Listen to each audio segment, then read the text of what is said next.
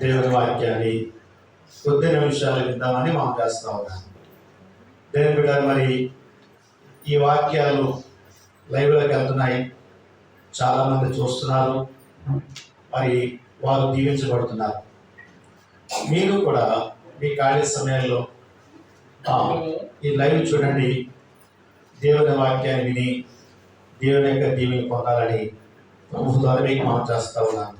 దేవునికి స్తోత్రం కలుగుగా. హల్లెలూయా. దేవుని వాక్యమును అందరూ చూద్దాం. దేవుని వాక్యం అందరూ కూడా చూద్దాం. మన బైబిల్ గ్రంథాలు తెరచి మత్తయి సువార్త 9వ అధ్యాయం 24వ వచనాన్ని చదువుతాం. అందరూ చూడండి, బైబిల్ అందరూ చదవాలి. స్థలమియుడి ఈ చిన్నది నిద్రించున్నదే గాని చనిపోలేదని వారితో చెప్పగా వారాయనను అపహాసించి. చాలు, ఈ మాట ప్రభు దీవించునుగాక. దేవుని బిడ్డలారా, ఈ మాటను మనం చూస్తే ఒక అధికారి కనబడుతున్నాడు ఇక్కడ.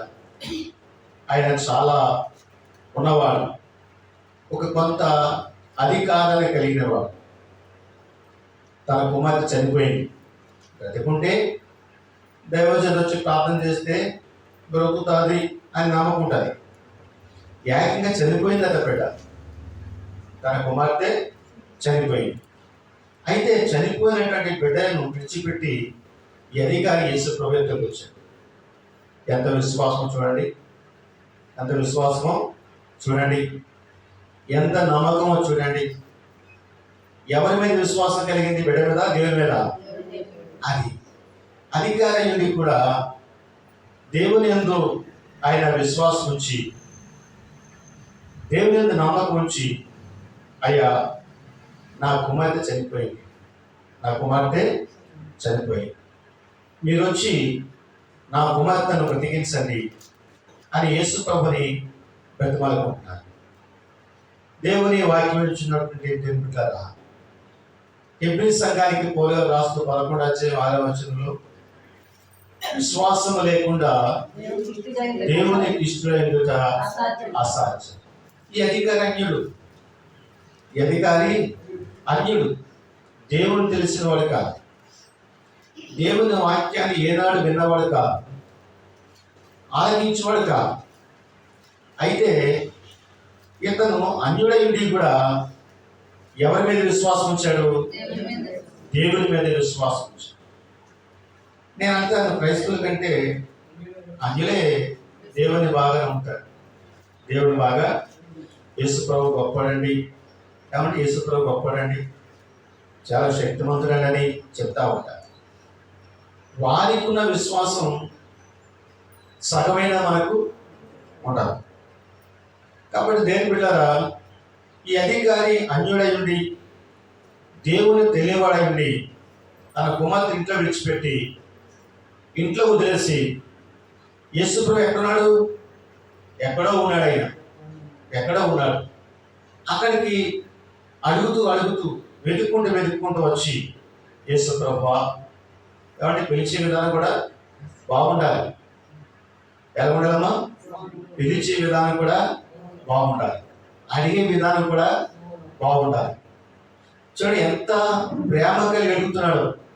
నా కుమార్తె చనిపోయాయా, మీరు వచ్చి నా కుమార్తె మీద మీ చెయ్యి ఉంచి ఆమె మీద ఉంచి ఆమెను బ్రతికించండి అని ఆ మాటలు యేసు ప్రభు హృదయాన్ని కదిలించినాయి.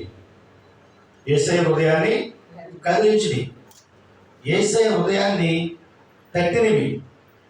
వెంటనే యేసు ప్రభు గారు అధికారి యొక్క మాట విని ఆయన కూడా వచ్చి ఆ ఇంట్లో ప్రవేశించగానే ఆ ఇంట్లో ఎవరున్నారు? అప్పటికి ఎవరున్నారు?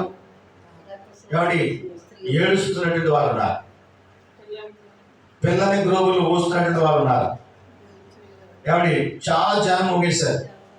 ఎవరైనా చనిపోతే జనం వస్తారు కదమ్మా, ఆ వీధి వారు అందరూ వస్తారు, వారితో పాటు చుట్టాలు పక్కన అందరూ వస్తారు.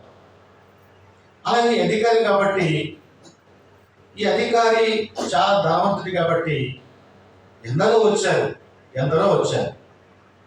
అయితే వచ్చినటువంటి వారిని చూస్తూ యేసుప్రభు ఏమంటే, స్థలమీయుడి ఈ చిన్నది నిద్రించున్నదే కానీ చనిపోలేదని అన్నాడు.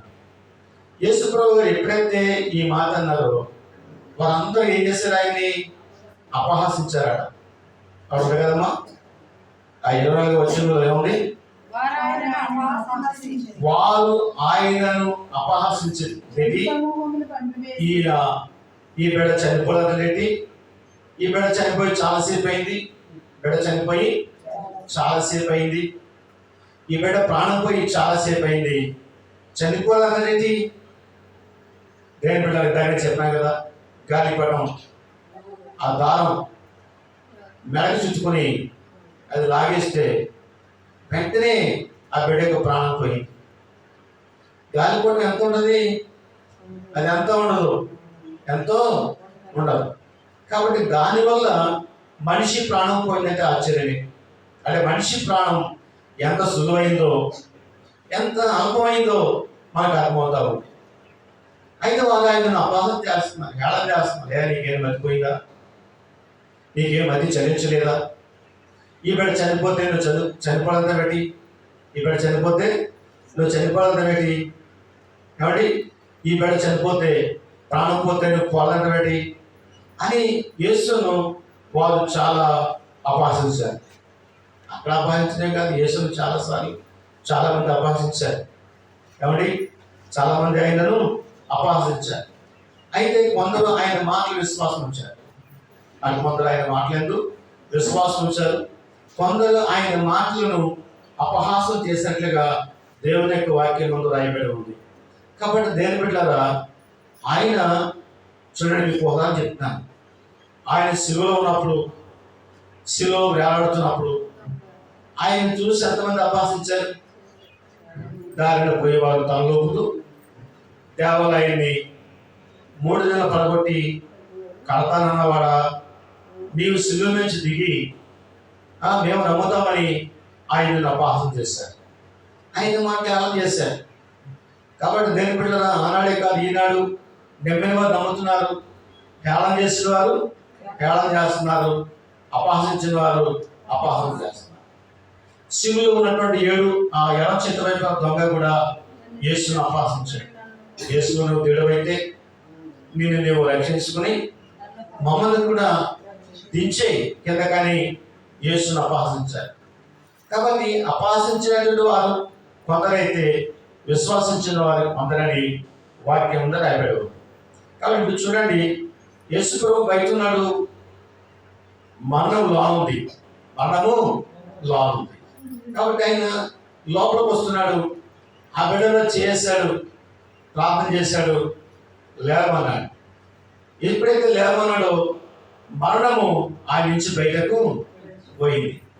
కాబట్టి ఎక్కడ ఆయన ఉంటాడో, ఎక్కడ ఆయన కార్యాలు ఉంటాయో, ఎక్కడ ఆయన అద్భుతాలు జరుగుతాయో అక్కడ మరణపు వ్యాధులైనా, మరణపు సుడులైనా అవి మనిషి నుంచి దూరం అవుతూ ఉంటాయి.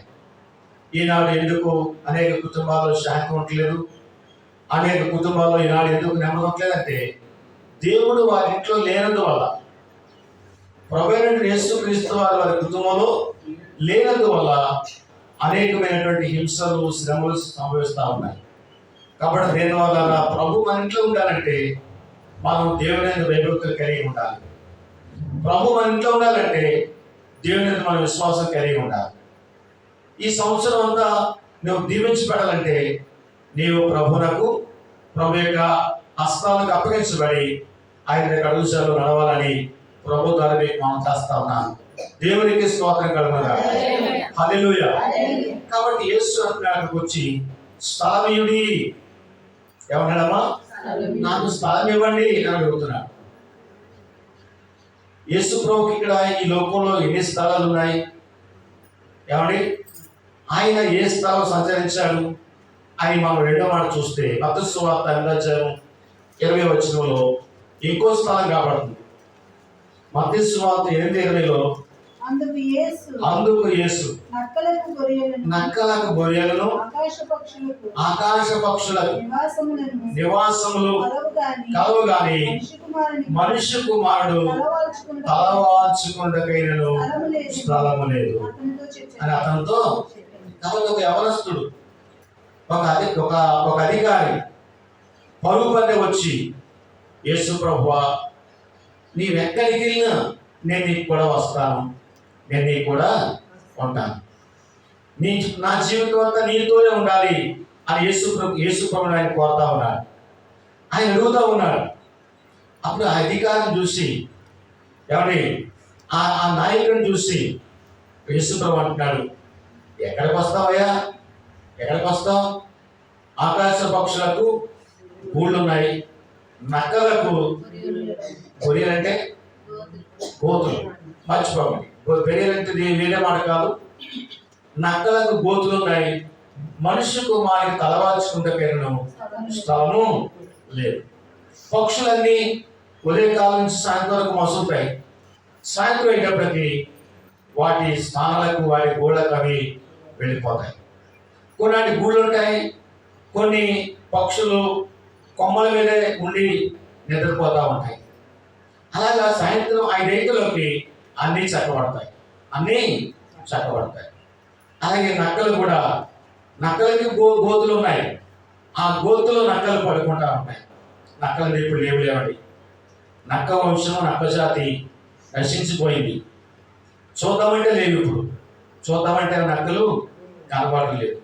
గతంలో ఈ రోడ్డులోకి వచ్చి అరిసేయి, ఇక్కడ మనం ఉంటే ఈ రోడ్డులోకి వచ్చి అరిచేసి, ఎందుకంటే ఇవన్నీ కూడా చెరుకు తోటలే, ఇవన్నీ కూడా కన్ను చూపు నేల, ఇవన్నీ కూడా చెరుకు తోటలే ఉండేవి. అందులో నక్కలు నివాసం ఉండేవి. సాయంత్రం మాటలు చీకటి టైంలో వచ్చి అరుస్తుంటే అవి ఎంతో భయం వేసి, అవైనా తెల్లవారేటప్పటికి ఇక బయటకు వచ్చేవి కావు, వాటి స్థానాలకు వాటికి వెళ్ళిపోతాయి. వాటికి గొర్రెలు ఉన్నాయి, పక్షులకు గూళ్ళు ఉన్నాయి, మనుష్య కుమారునికి తలవాల్చుకుంటకైనను స్థలమైనా లేదు. ఎక్కడ స్థలం లేదు? ఎక్కడ స్థలం లేదు? మనుష్య హృదయములో. ఏమండి?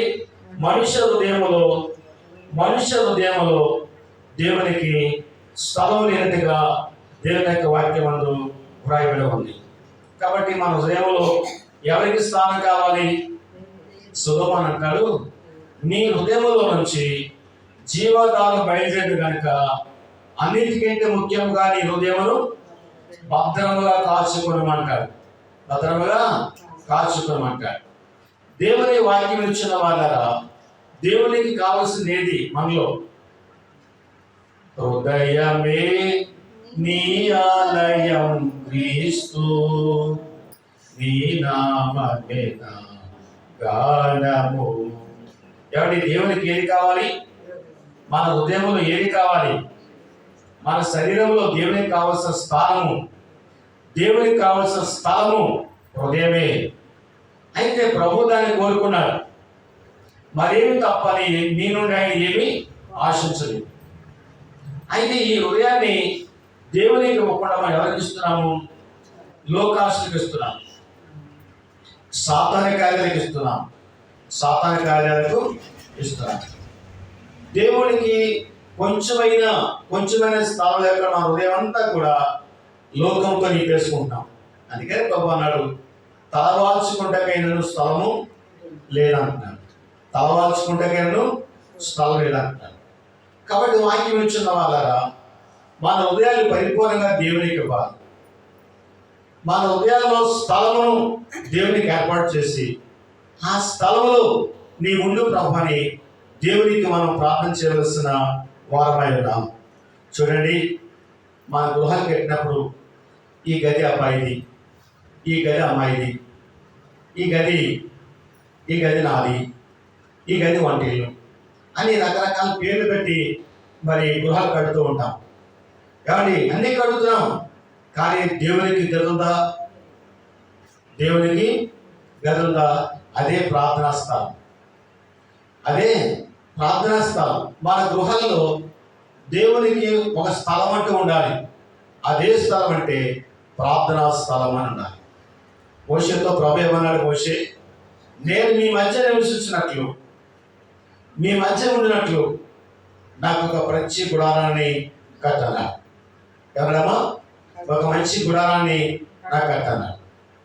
ఆ గుడారం ఎక్కడ ఉండాలి? మధ్యలో ఉండాలి. మీ మధ్యలో ఉండాలి. మీరు నా చుట్టూ ఉండాలి. మీరు నా చుట్టూ ఉండాలి.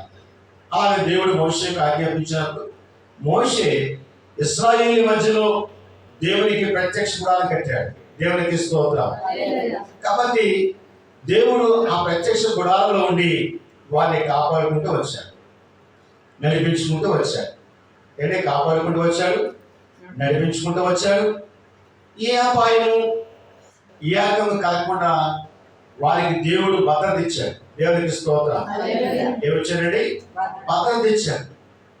నేను ఒక ఆయన అంటాడు, ఐగుప్తు నుంచి బయలుదేరాడు చిన్న బిడ్డ. ఆ చిన్న బిడ్డ వేసుకున్న గౌను, ఆ చిన్న బిడ్డ వేసుకున్న జోడు అరిగిపోలేదట. ఏమైందమ్మా? అరిగిపోలేదట. వస్త్రం మాయలేదట. 40 సంవత్సరాలు అదే గౌను వేసుకుంటూ ఉంటుందా బిడ్డ? ఎందుకు కదా? 40 సంవత్సరాల వయసు వస్తుంది కదా. కాబట్టి వయసుతో పాటు గౌను కూడా ఎదిగిందట. చూడండి ఎంత మంచి మాట చెప్పాడు. వయసుతో పాటు గౌను ఎదిగిందట, వయసుతో పాటు జోడు ఎదిగిందట. దేవునికి స్తోత్రం. అది దేవుని కాపుదల. మనం అనుకుంటాం వస్త్రం మాయలేదు, జోడు అరగలేదు అనుకుంటాం. కాబట్టి దేవుని బిడ్డరా, ఆ వయసుతో పాటు శరీరంతో పాటు గౌను ఎదిగింది, కాలుతో పాటు జోడు ఎదిగింది. దేవుని అద్భుతం అది. ఎందుకు అద్భుతం చేశాడు ఆయన? వారి మధ్య ఉన్నారు కాబట్టి, వారి మధ్య ఉన్నారు కాబట్టి. కాబట్టి దేవుని వాక్యం ఇచ్చిన వాళ్ళ మన స్థలాల్లో కూడా, మన గృహాల్లో కూడా దేవునికి స్థలం అంటూ ఉండాలి. నేను చాలా గృహాలు చూశాను. ఆ చిన్న చిన్న గదులు ఉంటాయి. ఆ గదికి ప్రార్థన గృహం అని, ప్రార్థన గదని రాసి ఉంది. చూసాను సాలకోట్లో. ఒక ఇంటికి వెళ్ళినప్పుడు ఆ ఇంటికి కూడా ప్రార్థన గది అని రాసింది. ఆ గదిలో బైబిల్ ఉంది, పాటల పుస్తకం ఉంది. ఉదయం సాయంత్రం అందరికి వెళ్ళి ప్రార్థన చేసుకుంటా ఉంటారు. మంచిది. అలాగే ఒక ప్రత్యేకమైనటువంటి స్థలాన్ని ఏర్పాటు చేసుకుని మన గృహాల్లో మనం ప్రార్థన చేస్తే ఆ ప్రార్థన ప్రభు ఆశిస్తాడు. ఇశ్రాయేలు కాపాడినట్లుగా దేవుని కుటుంబాన్ని కాపాడతాడని వాక్యం ముందు రాయబడి ఉంది. కాబట్టి దేవుని బిడ్డగా లూకాసు సువార్త 10:38లో, లూకాసు సువార్త 10:38లో మరియమ్మ, మార్తమ్మ యేసుకు వారింట స్థలం ఇచ్చారు. యేసుకు వారింట స్థలం ఇచ్చారు. అంతగా వారు ప్రయాణమైపోతుండగా ఆయన యొక్క గ్రామంలో ప్రవేశించారు. మార్తా అని ఒక స్త్రీ ఆయనను తన ఇంట చేర్చుకొని, చూసారా, మార్తా అని ఒక స్త్రీ యేసుకు ఆయన ఇంట స్థలం ఇచ్చింది. యేసుకు ఆయన ఇంట స్థలం ఇచ్చింది. యేసుక్రీస్తు ఆ ఇంటికి వచ్చారు. ఆ ఇంట్లో ప్రార్థన చేస్తూ ఉన్నారు. తరచుగా ఇంటికి వెళ్ళి ప్రార్థన చేసేవారు. యేసుకు స్థలం ఇవ్వడం ద్వారా, యేసుకు ప్రార్థన చేయడం ద్వారా మరియమ్మ మాత్రం ఇంట్లో అద్భుతం జరగలేదా? చెప్పడమ్మా, మరియమ్మ మాత్రం ఇంట్లో అద్భుతం జరగలేదా? ఏ అద్భుతం చెప్పండి. ఎస్, చనిపోయినటువంటి తన తమ్ముడిని తిరిగి బ్రతికించుకున్నారు. ఎవరి? చనిపోయిన తన తమ్ముడిని తిరిగి బ్రతికించుకున్నారు, తిరిగి లేవనెత్తుకున్నారు. కాబట్టి ఆ కుటుంబాన్ని పరిశుద్ధాత్ముడు వాక్యంలో రాయించారు. యేసుకు స్థలం ఇవ్వడం ద్వారా వారి కుటుంబ అద్భుతం జరిగింది. మత్తయి సువార్త 19:5 మత్తయి సువార్త 19:5 ఎవరి? జక్కయ్య కనబడుతున్నారు. ఎంతసేపా? ఇందు నిమిత్తం పురుషుడు ఏం చెప్తున్నా? లూకాసు సువార్త 19:5. నీ తప్పు చెప్పనా? లూకాసు సువార్త 19:5. అది మళ్ళీ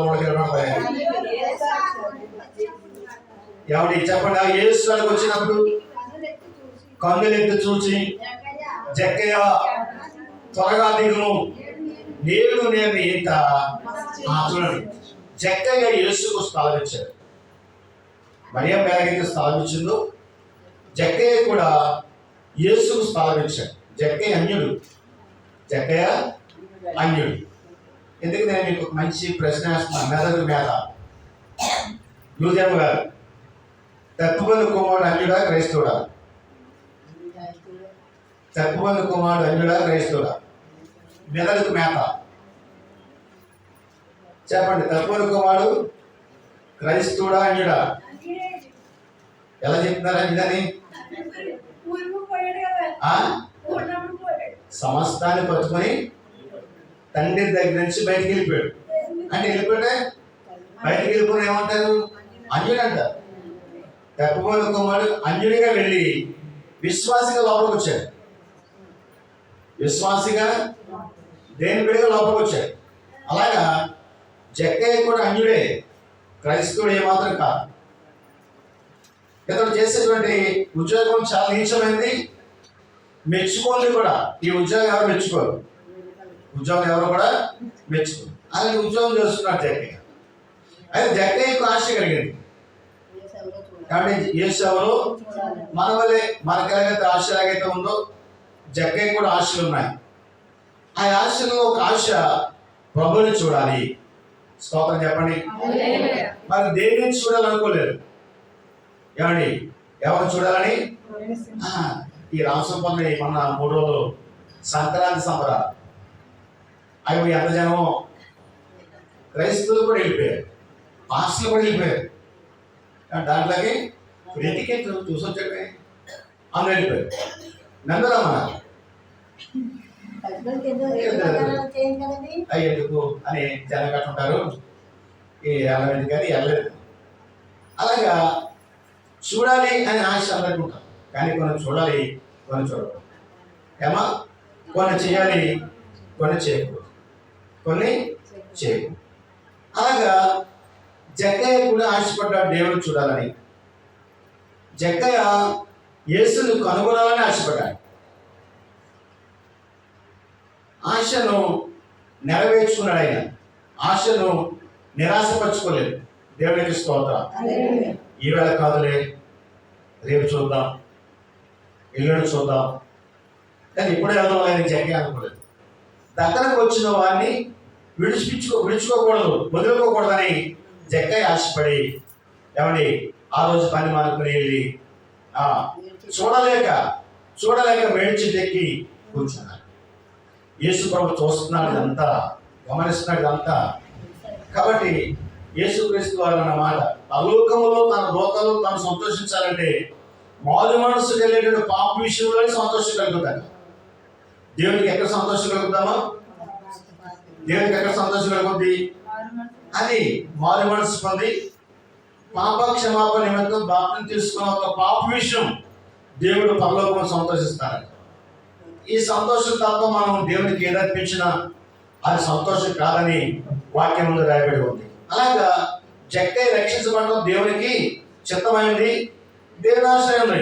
కాబట్టి వెళ్ళాడు జక్కయ్య, త్వరగా దిగన్నాడు. నేడు నేను ఇంత ఉండవలసిందన్నాడు. కాబట్టి జక్కయ్య యేసును చేర్చుకుని జక్కయ్య యేసుకు స్థలం ఇచ్చాడు. జక్కయ్య యేసుకు తన ఇంట్లో స్థలం ఇచ్చాడు. తన ఇంట్లో రమ్మన్నాడు. వారందరూ కూర్చున్నారు, దేవుని వాక్యం విన్నారు, మారు మనసు పొందారు, బాప్తిజం తీసుకున్నారు, అబ్రహాము కుమారుడు అనిపించుకున్నారు. చూసారా? ఇప్పుడు లేని గౌరవము, లేని ఆధిక్యత జక్కయ్య పొందుకున్నాడు. ఎందుకంటే యేసుకు తన ఇంట్లో స్థలం ఇవ్వడం ద్వారా. లూకాసు వార్త 16:14 యూరియా, లూకాసు వార్త 16:14 యూరియా ఎవరికి స్థలం ఇచ్చింది? అపోస్తల కార్యాలలో ఉంటుంది. అపోస్తలులు 16:14 నేను ఇక్కడ రాయడం తప్పు రాశాను. అపోస్తల కార్యాలు 16:14 యూరియా, అప్పుడు లూదియా ఏ భక్తమ్మా?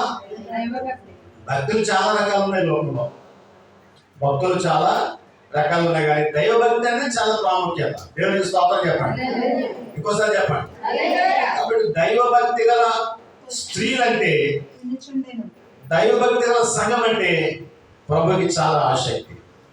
నమ్ముచున్నారా వాళ్ళరా? కాబట్టి మనం ఏ భక్తి కలిగి ఉండాలి? దైవభక్తి. ఏ భక్తి కలిగి ఉండాలమ్మా? దైవభక్తి కలిగి ఉంటే నీవు ధన్యుడవు ధన్యురాలు. నీ భక్తి నిన్ను కాపాడుద్ది. నీకు అర్థమైందమ్మా? నీ భక్తి నిన్ను కాపాడుతుంది. దేంట్లోంచి కాపాడుద్ది? శ్రమల్లోంచి కాపాడుద్ది. అగ్ని లాంటి శోధుల్లోంచి కాపాడుద్ది. అగ్ని లాంటి శోధుల్లోంచి కాపాడు. ఇంకా అగ్ని లాంటి వ్యాధులైన బలహీనతలైన నీ భక్తి నిన్ను రక్షిస్తూ ఉంటారు. మీకు అర్థమైంది కదా? యోబు తన భార్యతో మాట్లాడుతున్నాడు. మూర్ఖురాలు మాట్లాడుతున్నట్టు నీవు మాట్లాడు. ఇది దేవుని చిత్తం. మనము ఏది అనుభవించాలన్నా దేవుని చిత్తం. దేవుని చిత్తం లేకుండా మంచి అయినా చెడైనా జరగదు. కాబట్టి దేవుడు ఈ శిక్ష అనుభవించని చెప్పాడు, అనుభవిస్తున్నాను అని తన భార్యతో చెప్పాడు, కానీ దేవుడిని దూషించలేదు. కాబట్టి యోబు దైవభక్తి కలిగి ఉన్నాడు. దేవుడి చేత దీవించబడ్డాడు. ఒకటా రెండా? రెండంతగా దీవించబడ్డాడు. దేవునికి స్తోత్రం. కాబట్టి ఇక్కడ లూదియా అనే స్త్రీ ఉంది. ఈమె ఏ భక్తి కలిగి ఉంది? దైవభక్తి కలిగి ఉంది. కాబట్టి దైవభక్తి కలిగి ఉన్నటువంటి స్త్రీ ఎవరికి స్థలం ఇచ్చింది? పౌలుకు, శీలకు స్థలం ఇచ్చింది. అయ్యా రండి, నా ఇంట్లో మీరు ఉండండి, ఉండి ఈ ప్రాంతం అంతా సువార్త చేయండి, ప్రాంతం అంతా సువార్త చేయని లూదియా పౌలును సేవ చేసుకొని వారికి ఆతిథ్యం ఇచ్చి వారికి ఆహారం పెట్టి వారిని పోషించి ఆ ప్రాంతం అంతా దేవుని సువార్త చేయించారు. స్తోత్రం చెప్పండి. లూదియా కోసం స్తోత్రం చెప్పండి. కాబట్టి ఆ బిడ్డ చేసేటువంటి ఆ ఘనమైన కార్యం కాబట్టి దేవుడు ఆ బిడ్డ పేరు బైబిల్లో రాయించాడు. ఇక మరి ఎక్కడ బిడ్డ పేరు కనబడదు, ఈ 16 అధ్యాయంలోనే కనబడదు. మీరు బాగా చదివితే ఎక్కడ కూడా బిడ్డ పేరు కనబడదు, ఈ 16 అధ్యాయంలోనే కనబడుతుంది. కాబట్టి పౌలుకు శీలకు స్థలం ఇచ్చి దేవుని సేవ చేయించింది. తన కుటుంబం అంతా దీవించబడింది, తన కుటుంబం అంతా ఆశ్రయించబడింది. కాబట్టి దేని బిడ్డలు మనం ఎలాగో దేవుని సేవ చేయలేము, కానీ చేసేవారి వరకు ప్రార్థన చేయాలి. చేసేవారి వరకు ప్రార్థన చేయాలి. వారు ఎన్ని శ్రమలు పడుతున్నారు తెలుసా? చాలా శ్రమలు పడుతున్నారు. మనం ఏదో ఊరు వెళ్తే ఆ కార్ని బద్దలు కొట్టేశారు, సువార్తకి వెళ్ళే కార్ని బద్దలు కొట్టేశారు. అలాగా సువార్త చేయడం వల్ల చాలా శ్రమలు పడుతున్నారు వారు. అయితే అలాంటి శ్రమలోంచి సువార్తకి వెళ్ళే వారిని కాపాడు ప్రభు అని మనం వారి నిమిత్తము ప్రార్థన చేయవలసిన వారు అయినా. కాబట్టి ఎలా చెప్పుకునే సేవ వేరు, బయట తిరిగే సేవ వేరు. బయట ఎన్నో హింసలు వస్తాయి, ఆటంకాలు వస్తాయి, అడ్డులు వస్తాయి. అయినా వాళ్ళు ప్రాణాలు తెగించి దేవుని సేవ చేస్తున్నారు. కాబట్టి బిడ్డలారా, నీ ప్రార్థనలో వారికి అంశంగా చేర్చి వారి కొరకు ప్రార్థన చేయాలి. యూరియా మంచి పని చేసింది. యూరియా తన ఇంట్లో వారికి స్థలం ఇచ్చి ఆ ప్రాంతం అంతా సేవ చేసింది. అందుకే ప్రకటన గ్రంథంలో కూడా తుయతైర పట్టణం రాయబడింది. తుయతైర పట్టణం ప్రకటన 3వ పూతాను తుయతైర సంఘానికి ఈ లేఖ రాయము అంటాడు ప్రభు. కాబట్టి దేని బిడ్డరా, నీ పేరు జీవగ్రంథం ముందు రాయబడాలి. పరిశుద్ధ లేఖనం ముందు రాయబడాలంటే నీవు కూడా దేవుని సేవలో పాలి భాగస్తులు కావాలి. దేవునికి స్థలం ఇవ్వాలి. దేవునికి స్థలం ఇస్తే నువ్వు దీవించబడతావని వాక్యం ముందు రాయబడ్డు. మత్తయి సువార్త 10:40 ఏమన్నాడు ప్రభువారు? మిమ్మల్ని చేర్చుకున్నవారు నన్ను చేర్చుకుంటాడు, నన్ను పంపిన వారిని చేర్చుకున్నవాడు ప్రవక్తను చేర్చుకున్నవాడు ప్రవక్త ఫలం పొందుతాడు. నీతిమంతుడు చేర్చుకున్నవాడు. అది ఎవరిని చేర్చుకొని కొంచెం స్థలం ఇస్తారు. అవని అంత ఆయనది అయినా స్థలమేది, ఎందరికో జుట్టు కాసేవారు అని మంచి పాటగాడు. చనిపోయాడు పాపం, కాముల నుంచి చనిపోయాడు. ఆయన పాడే పాట. అవనంతా అయిందే, సృష్టి అంతా అయిందే, కానీ కొంచెం స్థలం లేదని చక్కటి పాట పెట్టాడు. అలా దేని బిడ్డారా, ఈ స్థలం లేనప్పుడు నీవు ఎవరి వల్ల దేవునికి స్థలం ఇవ్వాలి? మరియమ్మ మార్తమ్మ వలె యేసుకు స్థలము ఇవ్వాలి. జక్కయ్య వలె యేసు జక్కయ్య తన ఇంట్లో ఎలాగ యేసుకు స్థలం ఇచ్చారో అలాగే నీ స్థలం ఇవ్వాలి. లూదియా పౌలుకు సేవకు ఎలాగైనా స్థలం ఇచ్చిందో నీవు అలాగ స్థలం ఇస్తే దీవించబడతావు. సాక్షాత్తు ప్రభావాలు నన్ను చేర్చుకుంటే నాకు స్థలం ఇస్తే నా ప్రతిఫలాన్ని మీరే పొందుకుంటారని వాక్యం ముందు రాయబడి ఉంది. కాబట్టి దేని బిడ్డరా, మొదటిగా యేసు ప్రభు అంటున్నాడు స్థలం ఇయుడి అంటున్నాడు. రెండో మాట, నక్కలకు గొర్రెలు ఉన్నాయి, ఆకాశ పక్షులకు గూళ్ళు ఉన్నాయి, మనిషి కుమారులకు తలవాల్చుకుంటూ స్థలం లేదని చెప్తా ఉన్నాడు. మూడో మాట లూకాసు సువార్త 2:7. మూడో మాట మనం త్వరగా వెళ్దాం. లూకాసు సువార్త 2:7 మంచి మాట పరిశుద్ధాత్మ జ్ఞాపం చేస్తున్నాడు. ఏమని జ్ఞాపం చేస్తున్నాడు? చదువురా, గట్టిగా చదవమా. తన తొలిచూలు కుమారుని కని పొత్తి గుడ్డలతో చుట్టి సత్రములో స్థలము లేనందున ఆయన పశువుల తొట్టిలో దేవునికి స్తోత్రం. హల్లెలూయా. శారమారు, ఓ శారమారు, దేవునికి స్తోత్రం చెప్పండి. ఇంకోసారి చెప్పండి.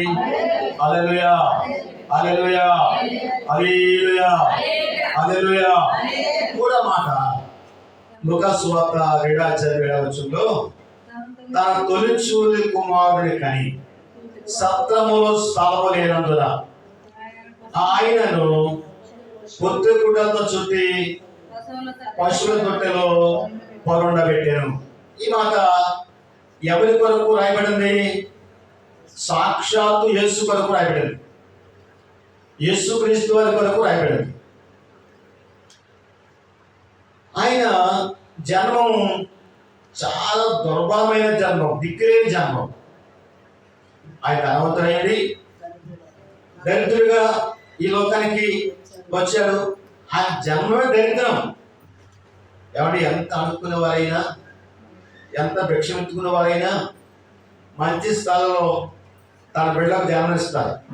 మంచి స్థలాల్లో తన బిడ్డలకు జన్మనిస్తారు. కానీ అడుక్కునే వారి కంటే దారుణం అయిపోయింది యేసుక్రీస్తు వారి యొక్క జన్మం. భిక్షగాడి కంటే దారుణం అయిపోయింది యేసుక్రీస్తు వారి యొక్క జన్మం. ఏమండి ఎక్కడ జన్మించాడు ఆయన? పశువుల తొట్టులో, పశువుల సాధలో జన్మించాడు.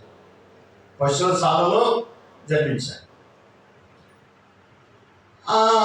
ఆ జన్మం మనకు హీనమైన పరలోకములో దేవుని దూతలు సర్వోన్నతమైన స్థలములో మహిమయు ఆయనకి ఇష్టమైన వారికి భూమి మీద సమాధానమని దేవుని దూతలు గానం చేసినట్ట. దేవునికి స్తోత్రం. ఎక్కడ జన్మించినందుకు? సత్రములో జన్మించినట్టు. సత్రములో జన్మించి యేసుకు కప్పడానికి వస్త్రాలు కూడా లేవట. అంటే వస్త్రాలు పట్టుకెళ్ళలేదు, జనసంఖ్య దానికి వెళ్ళారంతే. వాళ్ళు వచ్చారు అనుకున్నారు కానీ ఇక రాలేకపోయింది మరియమ్మ గారు. అంచేత వాళ్ళు కూడా బ్యాగ్ ఏం పట్టుకెళ్ళలేదు, బట్టలేం పట్టుకెళ్ళలేదు. యేసు ప్రభు ఏదైనా వస్త్రాలు కూడా లేదు. పొత్తి గుడ్డలు. ఏ గుడ్డలు అన్నదాని పేరు? పొత్తి గుడ్డలు. అంటే ఆ కింద భాగం, దాని ఈ కింద భాగాన్ని పొత్తు కడుపు అంటారు. ఏమంటారమ్మా? ఏదో నువ్వులేం వచ్చేస్తుందమ్మా అంటారు, కడుపు వచ్చేస్తామా అంటారు. ఎక్కడ వస్తుంది? ఆ పొత్తు భాగంలో ఎక్కువ నొప్పి వస్తుంది. అలాగా అక్కడ మటుకు మాత్రం చుట్టింది యేసుప్రభుకి మరియమ్మ గారు. ఈ దేహం అంతా ఖాళీగానే ఉంది, ఖాళీగా ఉంది, ఖాళీగా ఉంది. సరే, ఈ పొత్తు కూడా చుట్టి ఎక్కడ పడుకోబెట్టింది? పశువుల తొట్టులో పడుకోబెట్టింది. ఎందుకు? స్థలము లేనందున. ఎందుకమ్మా? స్థలము లేనందున. అదే సొలొమోను అంటాడు. మొదటి రాజుల గ్రంథము 8:27 సొలొమోను ప్రార్థన చేస్తున్నాడు. మొదటి రాజుల గ్రంథము 8:27 సొలొమోను ప్రార్థన చేసుకోక మంచి మాట అన్నాడు. నిశ్చయముగా దేవుడి లోకమందు నివాసము చేయడు. చూడండి ఈ మాట జాగ్రత్త. ఆకాశములు మహాకాశములు సైతము దేవునికి స్తోత్రం కలుగుగాక. హల్లెలూయా. ఇంత మంచి మాట, ఇంత శ్రేష్టమైన మాట సొలొమోను వాడాడు. ప్రభువా, ఆకాశములు మహాకాశములు నేను ఏమాత్రము పట్టజాలు ఇవి నీ ముందు ఏమాత్రము బలమైనవి కావు, అల్పమైనవి. అటువంటి వాడకండి లూజమ్మ గారు. ఆకాశం మహాకాశం పట్టజాలం అంత గొప్ప దేవుడు పశువుల సాధలో, ఎక్కడమ్మా పశువుల సాధలో స్థలము లేనందున జన్మించడానికి జన్మనివ్వడానికి స్థలము లేనందువల్ల ఆ మహామహుడు దరిద్రుడిగా లోకానికి వచ్చాడు. దరిద్రుడిగా రిక్తుడిగా లోకానికి వచ్చాడు. అదే మాట యెషయా గ్రంథం 66 యెషయా ప్రవచనం ఉంది. 65:1 యెషయా గారు అంటారు, ఏమని ప్రవచిస్తున్నాడైనా? యెహోవా ఇలాగ ఆజ్ఞాపిస్తున్నాడు. యెహోవా ఏమంటున్నాడు? ఆకాశము నా సింహాసనము, భూమి నా పాదపీఠం. మీరు నా నిమిత్తము కర్తను ఉద్దేశించిన ఈ ఇల్లు, ఈ గృహము, ఈ మందిరము ఎవరిది అంటున్నాడు. దేవునికి స్తోత్రం. సొలొమోనేమో ఆకాశం మహాకాశం నిన్ను పట్టజాలం అంటున్నాడు. యెషయేమో ఆకాశము నా సింహాసనము, భూమి నా పాదపీఠం. ఎంత గొప్ప దేవుడు, ఎంత శక్తిమంతుడు. నన్ను చూడలేవు మోషే అన్నాడు, నన్ను చూసి బ్రతకలేమన్నాడు మోషేతో. అలాంటి దేవుడు స్థలము లేనందున, ఏమండి యేసుకు జన్మకి స్థలము లేనందున పాప తల్లి పొద్దుగూడ చుట్టి ఆ పశువుల సాల పాడేసింది. మురికి పశువుల సాల అంటే ఎలా పెడతామా? మురికి పశువుల సాల అంటే మురికి, పేడ, ఆ వేసేటువంటి పేడ, ఆ వేసేటువంటి ఆ పాసులు, అవి తినేటువంటి గడ్డి ఎలా ఉందమ్మా? ఎంత దగ్గర ఉండాలి కదా, ఏమంటే ఎంత హీనం ఉండాలి కదా. అలాంటి హీనమైన స్థలములో యేసే జన్మించారు. దేవునికి స్తోత్రం. అందుకే దేవుడి ప్రవచనం ఉంది యెషయా గ్రంథం 7:14, ఇదిగో కన్య గర్భవతి కుమారుని కన్నును, ఆయనకి ఇమ్మానుయేలును పేరు పెట్టును. ఇమ్మానుయేలు అనగా చెప్పడమా? ఇమ్మానుయేలు అనగా దేవుడు మనకు తోడని అర్థము. చెప్పడం. ఇమ్మానుయేలు అనగా దేవుడు మనకు తోడని అర్థం. అందరూ చెప్పండి. ఇమ్మానుయేలు అనగా గట్టిగా, ఇమ్మానుయేలు అనగా దేవుడు మనకు తోడని అర్థము. దేవునికి స్తోత్రం. హల్లెలూయా. నమ్మిన వారు స్తోత్రం చెప్పండి. కాబట్టి దేవుడు ఆకాశానికి గొప్పవాడైనా, భూమికి గొప్పవాడైనా, ఆకాశాలు మహాకాశాలు పట్టజాలటువంటి శక్తిమంతుడైనా నీకు తోడుగా ఉండడానికి, నీకు తోడుగా ఉండడానికి, నీకు నీడగా ఉండడానికి ఆయన మనుష్య రీతిగా లోకానికి వచ్చాడు. దేవుడు అగ్నితో ఉంటే చూడగలమా? చెప్పండిరా. దేవుడు అగ్నితో ఉంటే చూడగలమా? రోషంగా ఉంటే చూడగలమా? నేను కోపిస్తుంటే చూడగలమా? ఏమండి నన్ను చూసి బతకలేవు మోషే అన్నాడు. అలా ఉంటే మనం బతకగలమా? కాబట్టి అవన్నీ చంపుకొని, అవన్నీ విడిచిపెట్టి, అవన్నీ వదిలేసి, పరలోకాన్ని, దేవుని దూతలను విడిచిపెట్టేసి, ఏమండి పశువుల సాల్లో స్థలం లేనందువల్ల, ఏమండి ఆయన పశువుల సాల్లో జన్మించింది. అంత శక్తివంతుడు మన దేవుడు, అంత గొప్ప దేవుడు మన దేవుడు.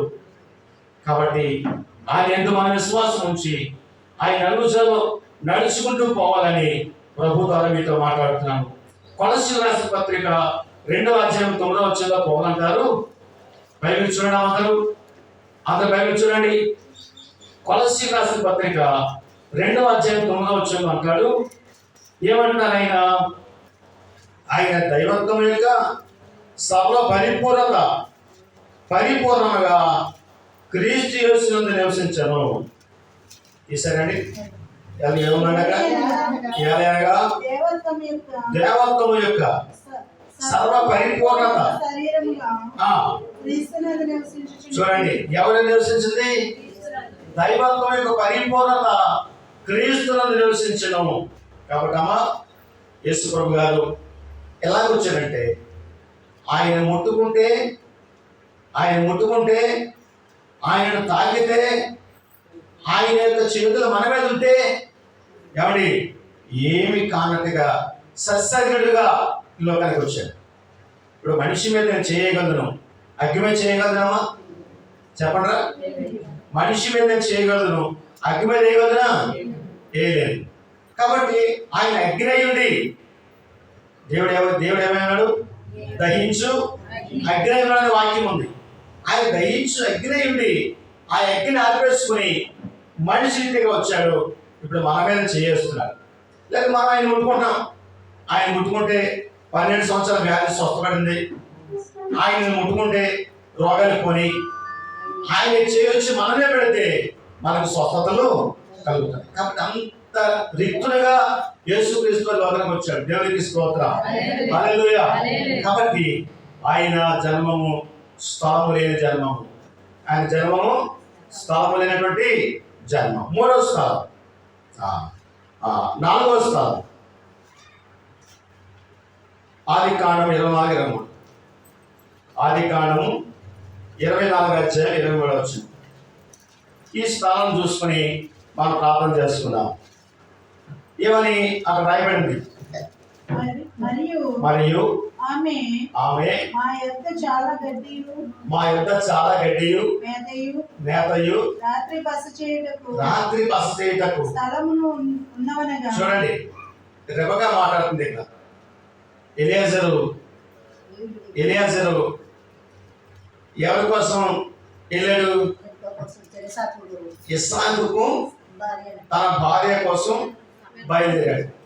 ఇస్సాకుకు తన భార్య కోసం బయలుదేరాడు. అబ్రహాము ఏమని వాగ్దానం చేశాడు?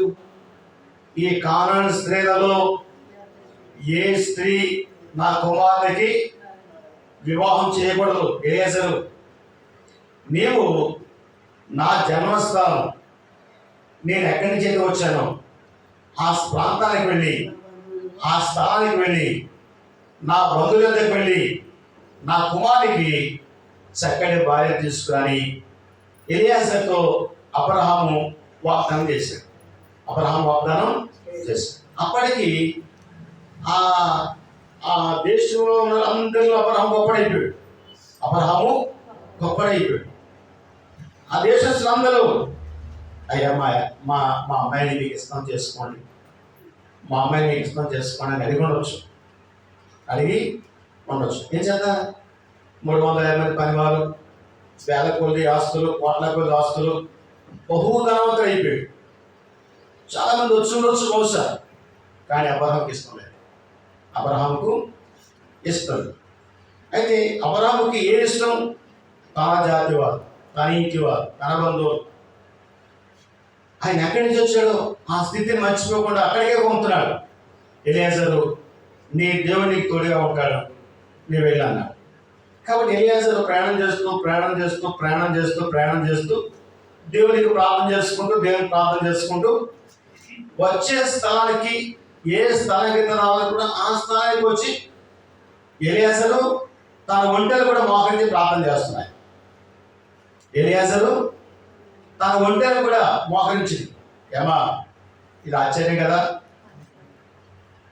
మనం మోకరించలేకపోతున్నాం. కీళ్ళ బాధ, ఏమండి, కోళ్ళ బలహీనతలు, కనీసం ఒక అరగంట కూడా మోకలేని కదా ఉండలేకపోతున్నాం. నేను అలాగే ఉండలేకపోతున్నాను. అయితే నోరు లేని జీవాలు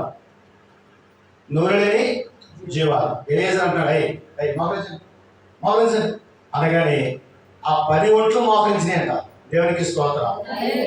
వాటితో పాటు ఎలియాజరు కూడా ప్రార్థించాడు, ప్రభువా నేను వచ్చిన పనిని సఫలం చేయి, నేను వచ్చిన పనిని నెరవేర్చు అని దేవుని దగ్గర ప్రార్థన చేస్తున్నాడు. బిడ్డలారా, వాక్యం ఇచ్చిన వారా, ప్రతి విషయం అందులో మనం దేవునికి ప్రార్థన చేయాలి. ప్రతి విషయంలో ప్రార్థన చేయాలి. కనీసం ఇంట్లోంచి బయటకు వచ్చి నీ పక్కింటికి వెళ్తాను కూడా, ప్రభా నీ పక్కింటికి వెళ్తాను, నాకు తోడుగా ఉన్న ప్రభాని ప్రార్థన చేయాలి. అలాగే నేను ప్రార్థన చేస్తాను, ప్రభా బయటకు వెళ్తాను, ప్రభా సువార్తకి వెళ్తాను, ప్రభా ప్రార్థనకి వెళ్తాను. ప్రతి విషయంలో దేవునికి ప్రార్థన చేసి బయటకు వస్తాను. దేవునికి స్తోత్రం. కాబట్టి నీ పక్కింటి, నీ సహోదరికి కూడా నువ్వు మనసు వచ్చి ప్రార్థన చేసుకోవాలి. అలాగా ప్రార్థనతో ఉన్నామనుకో, దేవుడు నీ కార్యాలను సఫలపరుస్తాడు. నమ్మేవారు స్తోత్రం చెప్పండి. అలాగే ఎలియాజరు తన 10 వంటలు తను మోహనికి ప్రార్థన చేసి ఆమె అనేటప్పటికీ ఒక చిన్నది తన కడవ పట్టుకొని వస్తా ఉంది. ఎవరు పంపించారు? దేవుడే పంపించాడు. ఎలియాజరు అడుగుతున్నామా, నాకు దావత కొంత ఎక్కువ నీళ్ళు ఇస్తావా అని అడుగుతా ఉన్నాడు. నీళ్ళే కదా తాగండి, ఇదే కదా భాగ్యమా అని ఆ స్త్రీ నూతి కిందకు దిగి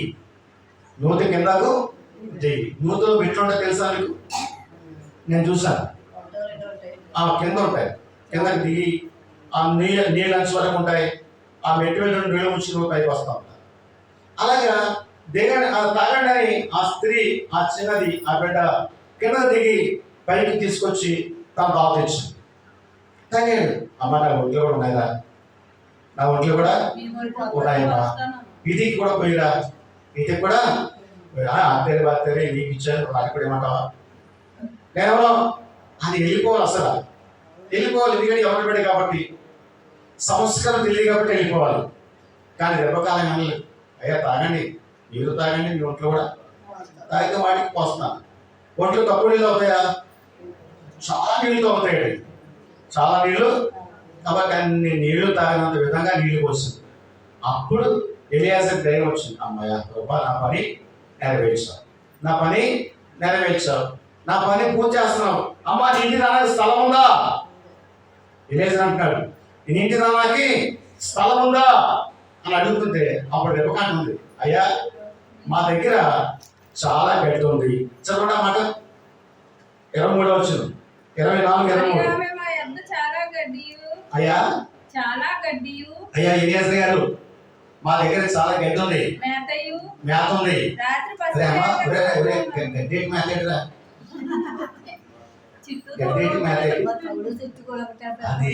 అది గడ్డిలో కూడా మేతలో కూడా రకాలు ఉంటాయి కదా. అది మళ్ళీ గడ్డి అంటే కేవలం ఒట్టి గడ్డి, పచ్చగడ్డి. మేత అంటే వాటికి తగ్గ తిండి, తవుడు పాలు, తవుడు పాలు, చిక్కులు, పొలవలు, గంట్లు, ఇవన్నీ కూడా వాటికి ఆహారం అయితే పెట్టాలో అవి వాటిని ఏమంటారంటే గడ్డి, మేత. ఇంకేమున్నాయి? రాత్రి బస చేయటకు స్థలము ఉంది. ఎవరు బస చేయడానికి? బస చేయడానికి వంటశాలలు ఉన్నాయి. మనుషులు బస చేయడానికి మా దగ్గర స్థలం. దేవునికి స్తోత్రం, హల్లెలూయా. కాబట్టి దేవుని బిడ్డలారా చక్కగా సమాధానం చెప్తుంది బిడ్డ. అయ్యా మీరు ఎక్కడికి వెళ్ళొద్దు, మా ఇంటికి రండి. మా ఇంటికి వస్తే మా ఇంటికాడ కూడంత మేత ఉంది. ఎవరు వేస్తారా ఈ రోజుల్లో? మనిషి కొంచెం ఆహారం పెట్టడమే కష్టమైపోతుంది కదా. అలాంటి దేవుని ప్రేమ చూడండి, దేవుని విశ్వాసం చూడండి.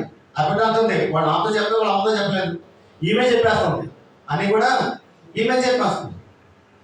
అలాగని దేవుని బిడ్డ వాళ్ళ అమ్మ నాన్న కూడా ఆ బిడ్డ మీద ఏం కోప్పడకుండానే వాళ్ళ ఇంటికి తీసుకెళ్ళింది, విషయం చెప్పింది. అప్పుడు రెబెకా తండ్రి, యెహోవా చేత దీవించబడినవాడా లోపలికి రా, నువ్వు బయట నిలవనేలా, లోపల స్థలం ఉంది, నీ ఉండడానికి స్థలం ఉంది, నీ పశువులు ఉండడానికి స్థలం ఉంది, మా దగ్గర గడ్డ ఉంది, మేత ఉంది అని ఆ తండ్రి కూడా కూతురికి ఎంకరేజ్మెంట్ చేసి వాళ్ళ రాత్రి తన ఇంట్లో పెట్టుకున్నాడు. అలాగే తన ఇంట్లో వారికి స్థలం ఇచ్చడం ద్వారా, ఏమండి ఎలియాజరుకు స్థలం ఇచ్చడం ద్వారా రెబెకా మరి ఇస్సాకునకు భార్య అయింది. రెబెకా దేవుని సంఘానికి సాదృశ్యంగా ఉంది, కాబట్టి దేవుని బిడ్డల వాక్యం ఉంది. రెబెకా నుంచి యాకోబు వచ్చాడు, యాకోబు నుండి యోదా వచ్చాడు, యోదా నుంచి దావీదు వచ్చాడు, దావీదులో నుంచి చూడండి రెబెకా ఎంత గొప్పడు. కాబట్టి దేవుని బిడ్డ వాక్యం నుంచి నాకు నీవు గొప్ప వ్యక్తివే, నువ్వు సామాన్యాలవి కాదు. వారెవరు అగ్నిభావం చల్లార్చిన వారెవరు సింహాలను నిర్మించిన వారెవరు రంపాలు జయించిన వారెవరు గొట్టలు జయించిన అందరూ ఎవరు మహానుభావులు. మరి నీవు వాక్యం నుంచి నీవు కూడా ధన్యురాలకు ధన్యుడు రేపు కావాలి. కాబట్టి రేపు కాను దీవించిన దేవుడు నేనే కూడా దీవించి బలపరచాలని వాక్యం ముందు రాయబడి ఉంది.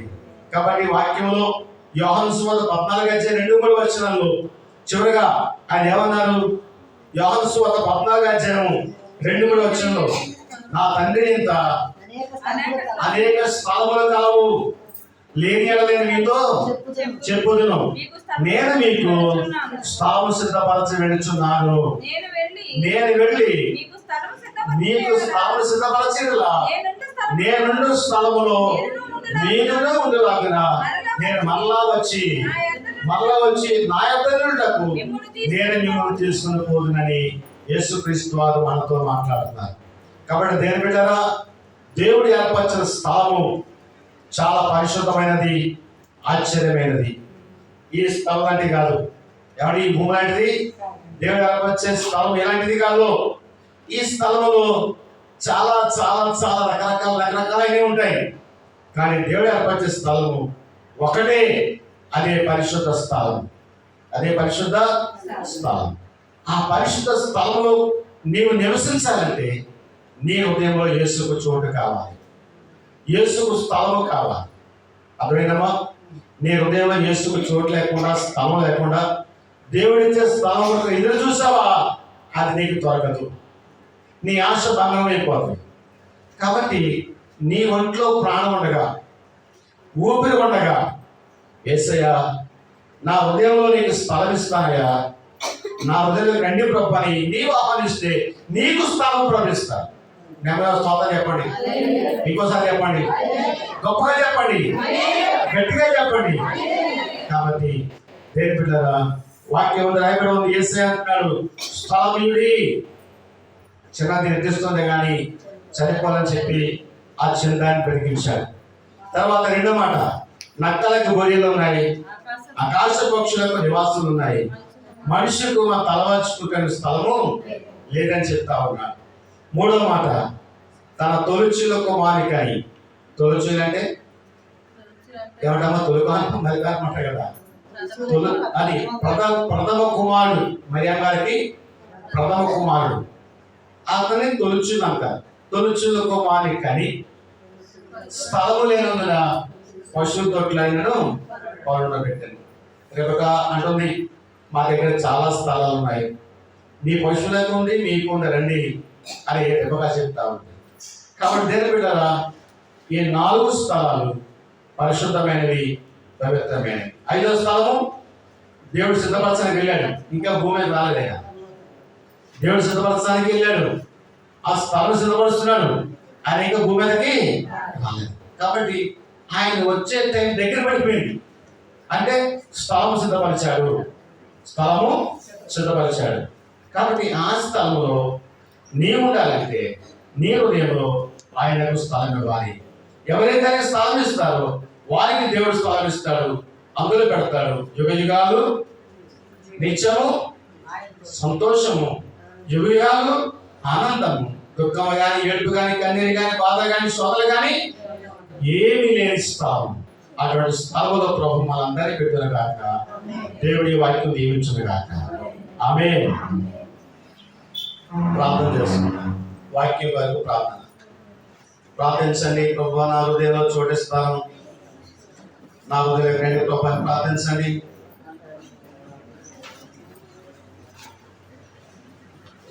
యేసయ్యా నీకు వందనాలు, యేసయ్యా నీకు వందనాలు. దావీదు కుమారుడా, నజరేయుడైన యేసు నా హృదయం రండి ప్రభువా,